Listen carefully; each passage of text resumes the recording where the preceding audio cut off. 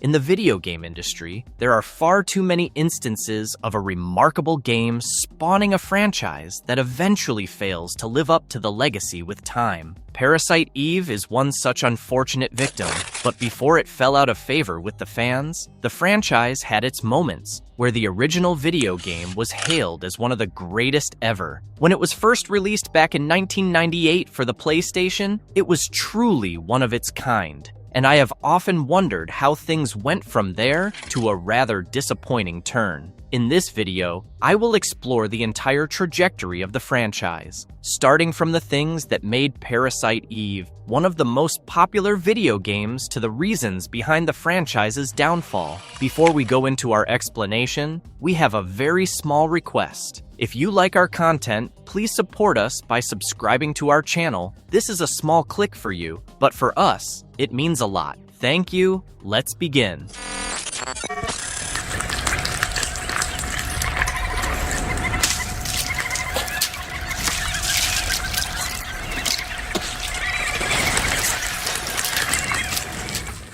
What is the real origin of Parasite Eve? It is not entirely uncommon for a popular novel to inspire a video game, and Parasite Eve is also rooted in a similar origin. There was a Japanese sci-fi horror novel by Hideaki Sina, which was first published by Kadokawa in 1995. The book was published in North America almost a decade later, but it was soon expanded into 3 video games, aside from a film adaptation and a manga series. Let me quickly take you through the complete story of the novel, because the concept was so intriguing that it was a mouth-watering prospect for a video game. As we all know, mitochondria is known as the powerhouse of biological cells, and the novel adds a dark twist to the narrative around the mitochondria. It is thought that they were originally separate organisms, and there was a symbiotic relationship between them and early cellular life that eventually evolved into their current position as cell organelles with no independent existence. The plot in the novel considers that mitochondria that are inherited through the female line of descent form the dispersed body of an intelligent and conscious life form called Eve. She has been waiting throughout history and evolution for the right conditions when the mitochondrial life can reach its true potential and take over from eukaryotic life forms. And this could be done by causing a child to be born that can control its own genetic code. When Eve finds the perfect host in the body of Kayomi Najishima, the conditions that she have been waiting for are finally here. She causes Kayomi to crash her car and leaves her brain dead. Eve then influences her husband Toshiaki,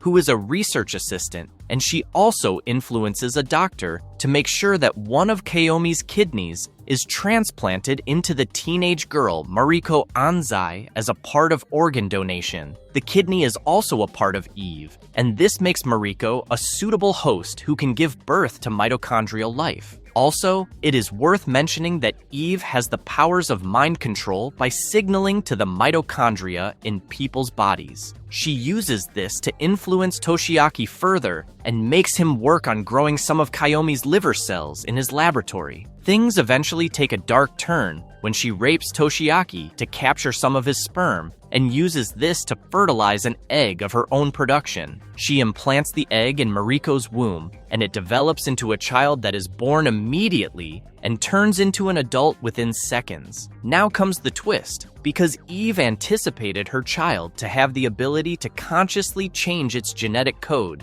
which would eventually replace humanity and similar life forms. But the experiment doesn't work as planned because Toshiaki's sperm also carry a separate line of male mitochondria that will be wiped out in the new order. These fight for control over the child's body, and it switches constantly from male to female forms. Finally, Toshiaki sacrifices himself and merges his body with the child's, which causes them both to die. There is even an epilogue to the novel, where it is revealed that some samples of Eve's cells survived in Toshiaki's laboratory, but they are destroyed shortly after they are found. Even before this unique story was adapted into a video game, there was a film adaptation back in 1997 when the movie was released in Japan. It was directed by Masayuki Ochiai, and the film was a faithful adaptation of the novel, even though it changed the ending. There was even a popular manga series, but the real showstopper was the video game that gained worldwide attention. The first video game in the franchise was produced by Squaresoft, and it was released in 1998 for the Sony PlayStation. The game developers did a wonderful job in translating the novel into the gameplay, and in the next segment of this video, I will delve into the aspects of the original Parasite Eve game that made it so popular, a game that is talked about fondly even today.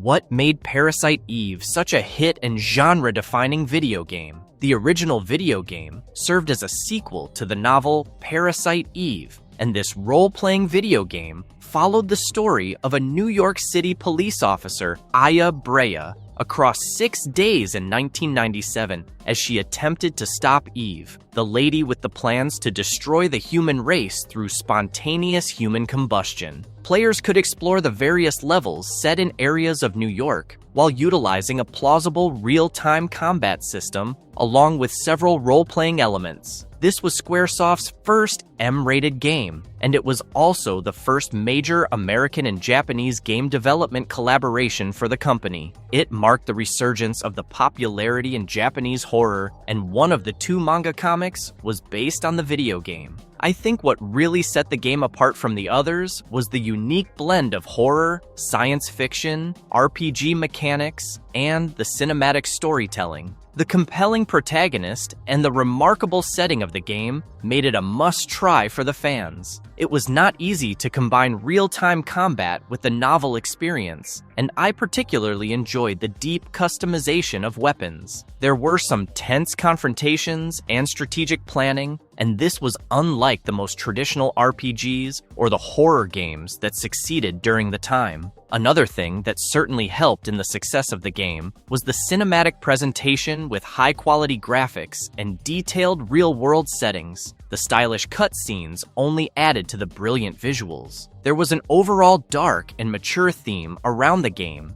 and with the concepts of biological horror and human evolution, it was an unavoidable cocktail. Few games across history have handled complex scientific concepts with such simplicity, and the adult audience was immediately hooked onto Parasite Eve. It would be incomplete not to mention the memorable female protagonist, Aya Brea, because during the late 90s, female leads were rarely handled with nuance in the genre. I loved her characterization as a brave and resourceful lady whose characterization was not hypersexualized. Lastly, you have to acknowledge the contribution of Squaresoft for ensuring some ambitious production values here. There was an international flavor that appealed broadly to the viewers, from the soundtrack to the eerie ambience that reinforced the tension in the narrative.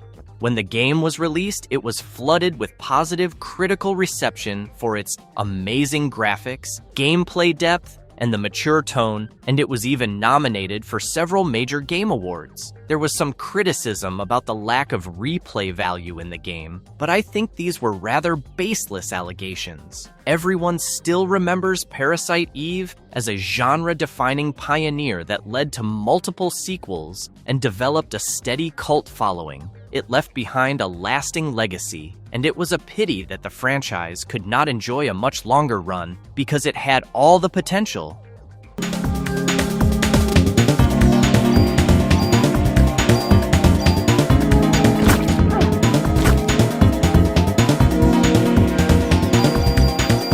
How how did they go about the development of Parasite Eve? When you learn about the various stories behind the development of the original Parasite Eve video game, you will realize how much of an ambitious project this really was. The original plan was to develop the game as a direct sequel to Hideaki Sina's novel, and the setting was supposed to be in Tokyo. However, after 6 months, the producer Hironobu Sakaguchi suggested to shift the setting to New York City so that a cinematic and globally appealing backdrop could be created. I have already spoken about how this was a rare East-West hybrid for the era, and major parts of the game were developed in the US, including at Square's Hawaii studio. The American artists handled a majority of the CGI, and this added the Western flavor in the visuals. The game was developed on a modified Final Fantasy VII engine, and Parasite Eve combined the strengths of JRPGs with survival horror while prioritizing cinematic cutscenes and camera work that were inspired by films and theater. Squaresoft, which was known for fantasy settings and turn-based gameplay, created quite a revolution with this new approach. Even for the creation of the characters, the team members pitched in with their own names that gave the characters a personal touch. The protagonist, Aya Brea, for instance, was named after Sakaguchi's own daughter, and she had the perfectly balanced appearance and personality. One of the things that I find slightly baffling about the development of Parasite Eve is that the author of the original novel, Hideaki Sena, was completely in the dark. He was not informed about the plot of the game during development, and he only learned about the final story when the production was complete. Maybe his inputs could have come in handy, and I am not sure why he was not considered on board for this project. The author still acknowledged the authentic adaptation and admitted that it brought new attention to his work. Nevertheless, it was time for the first reveal of the game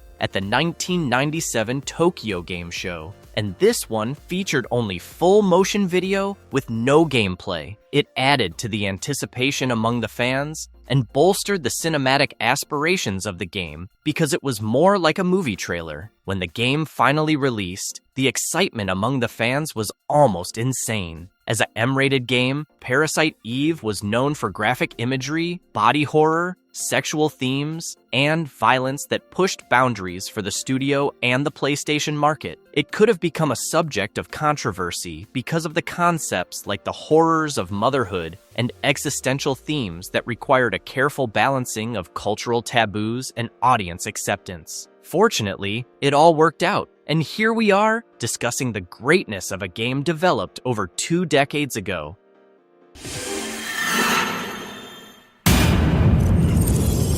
Was Parasite Eve 2 a worthy sequel? The expectations were high after the grand success of Parasite Eve, and all eyes were on the sequel when it was released a year later for the PlayStation. The game was developed and published by Square, and it soon put all the concerns to rest because it was indeed a worthy sequel. This time around, the approach was more typical of survival horror games, and some role-playing elements were still retained. What made the game even more special was the inclusion of Kenichi Iwao as the writer and director, and he had already made a name for himself with his work in Resident Evil. Parasite Eve 2 was premised nearly 3 years after the events of the first game, and Aya Brea was now an FBI operative working in the clandestine mitochondrial investigation and suppression team called MIST. She responds to reports of neo-mitochondrial creatures of NMC sightings, and along with her partner Rupert, she investigates the tower where they are summoned. They soon come across a new form of NMC with the power to pass as human, and the first SWAT team responders had been slaughtered. Soon, Aya gets involved in another major outbreak of the neo-mitochondrial creatures. What truly makes this a worthy sequel is the fact that the game retains some of the best elements of the original, including the stunning visuals and the engaging gameplay, along with the atmospheric storytelling. Yes, the game did move away from the more RPG-heavy mechanics of its predecessor, and the survival horror elements were in focus largely because of some contemporary titles like Resident Evil. There are set encounters instead of random battles, and the pacing of the gameplay is quite an improvement. I find the gameplay of Parasite Eve 2 to be more tension-filled than the original, and that is quite a compliment. Here, the players can customize Aya's abilities using experience points across fire, water, wind, and earth elements, and this adds to the flexibility of the game. The replay value, which was one of the complaints in the first game, definitely gets a major overhaul here, and you will not get bored if you play the game again and again because of the multiple endings and unlockable weapons. Did it lose the first game's unique identity in the process of attempting so many different things? Well, yes, but the end result was so promising that nobody was complaining. The only major issue with the sequel was the outdated controls, but the game still received overwhelmingly positive reviews, and the common consensus was that the game was scary good fun.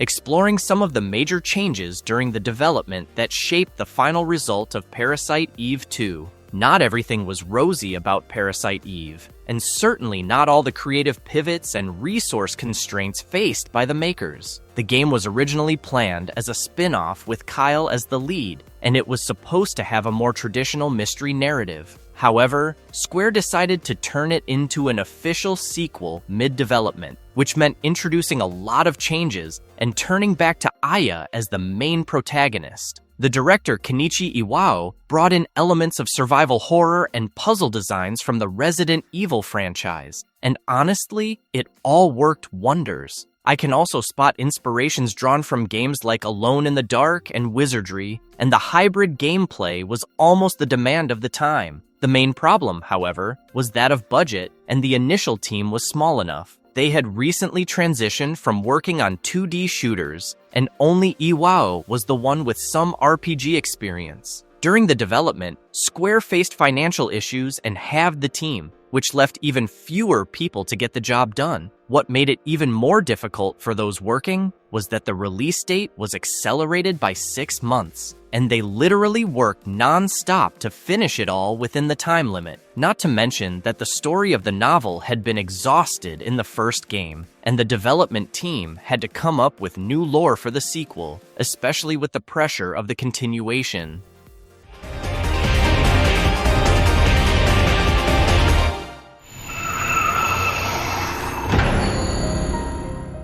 What went wrong with Parasite Eve? The third birthday, after 2 very successful ventures that sold millions of copies, this was the one that fell flat and failed to impress the fans. This action role-playing game was released in 2010 and developed by Hexadrive and published by Square Enix for the PlayStation Portable. While it was treated as the third installment in the franchise, it was barely a spin-off that had very loose connections to the events from past games. The game featured a third-person shooter-based combat system with role-playing mechanics, and here, the story was about the creatures known as the Twisted that had appeared from beneath Manhattan and destroyed the city. An investigatory team was called to fight back, and among the members was Aya Brea, the series protagonist. She attempted to use her overdive ability travel into the past and alter the outcome of the battle, and also find out the origin of the Twisted.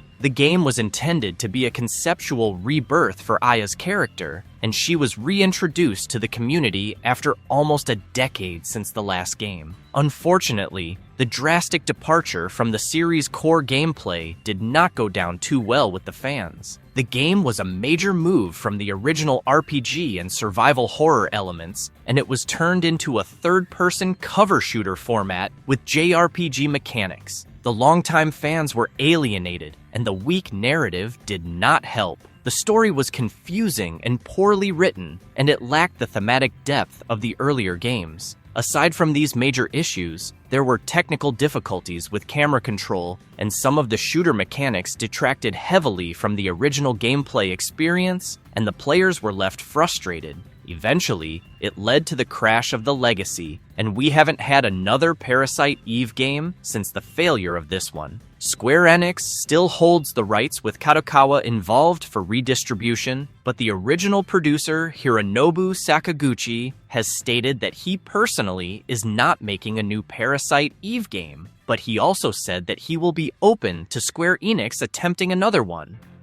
Can we expect a Parasite Eve announcement soon? There has been no official announcement yet, but there has been some credible information, according to a reliable leaker, who suggests that Square Enix might be preparing for a big reveal very soon. The Parasite Eve fanbase is a strong one, and they have been demanding a remake or remastering of the classic horror RPG for years now, and the craze behind the franchise has not died down, even though it is almost going to be 3 decades since the first game. The release and success of Dragon Quest III HD 2D Remake added to the expectations that it will be the turn of Parasite Eve soon enough. Square Enix currently has its hands full, but I have to admit that it must be a lucrative opportunity for them to dwell on the brand value of Parasite Eve and create another memorable video game to extend the franchise. Marvelous Verdict, an unforgettable franchise that deserves a solid revival. There are certain video games that don't just create a fan following, but a loyal group of supporters because of the originality of the concept or the stellar gameplay. It is safe to say that Parasite Eve is among the best in business, and it is a pity that one unfortunate entry has ruined the success streak of the franchise. The original game and the sequel are good enough to warrant an extension of the franchise, and the fans like me will be happy with a remake or a reboot effort as well. Let us see what time has in store for us, but surely a video game so unique should not be lost without a trace, because the next generation also deserves to experience what we did when we were growing up. Do let me know about your views on the growth and eventual downfall of the Parasite Eve franchise, and also share your thoughts on the possibility of a sequel to reignite the passion among the fans one more time. And if you liked our content, don't forget to leave a like and subscribe to us if you haven't already. Have a good one, and be safe. Thanks, everyone.